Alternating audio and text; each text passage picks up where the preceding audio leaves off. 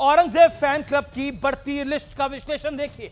सुप्रसिद्ध विश्लेषण अबू आजमी, नेता समाजवादी पार्टी के। औरंगजेब ने हिंदुओं पर अत्याचार नहीं किए, वो क्रूर नहीं थे। अवधेश प्रसाद पासी, सांसद समाजवादी पार्टी के हैं ये जनाब भी। अबू आजमी का कोई ऐसा बयान नहीं है जिसकी निंदा की जाए। ये साथ है अबू आजमी के। उदित राज, कांग्रेस पार्टी के नेता, एक विशेष धर्म के राजा को टारगेट करना कि वो क्रूर था, ये उचित नहीं है। इन्हें औरंगजेब में मुसलमान दिखाई दे रहा है, ये बड़ी बात है। खालिद अनवर, एमएलसी जेडीयू के इतिहासकारों का कहना है कि औरंगजेब अच्छे राजा थे। अब मैं आता हूं मौलाना शहाबुद्दीन रिजवी, अध्यक्ष ऑल इंडिया मुस्लिम जमात के। वो कहते हैं अबू आजमी ने कुछ भी गलत नहीं कहा है, सबको अपनी बात रखने का हक है। लेकिन आज इसके अलावा मैं आपके लिए कुछ खास लेकर आया हूं, और वो खास यह है कि पंडित जवाहरलाल नेहरू क्या विचार रखते थे छत्रपति शिवाजी महाराज के बारे में। और ग्लिम्पसेस ऑफ वर्ल्ड हिस्ट्री में उन्होंने लिखा है कि अपने दुश्मनों के साथ वो शिवाजी कोई भी तरीका अपनाने के लिए तैयार थे।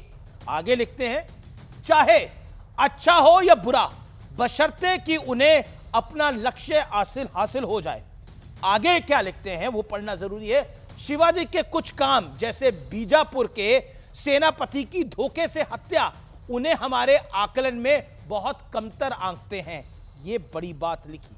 सोचिए क्या लिखा था वीर शिवाजी के बारे में पंडित नेहरू ने। कांग्रेस के विचारों से क्या सहमत हैं आज शिवसेना, उद्धव ठाकरे को? ये जवाब देना पड़ेगा। देवेंद्र फडणवीस ने भी कुछ सवाल उठाए हैं जो कि बहुत मूल प्रश्न है।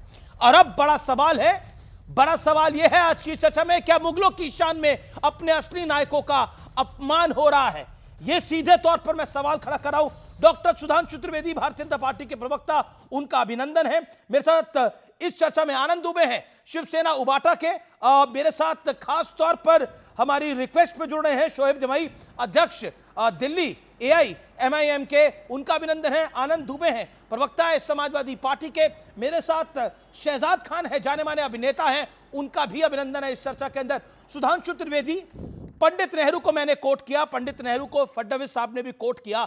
वो छत्रपति शिवाजी महाराज के बारे में क्या विचार रखते थे, लेकिन मुगलों का गुणगान और औरंगजेब फैन क्लब की लिस्ट बढ़ती जा रही है। और यह सिर्फ 2025 की बात नहीं है, ये दशकों पहले की भी बात है। हम 2025 में औरंगजेब को याद कर रहे हैं,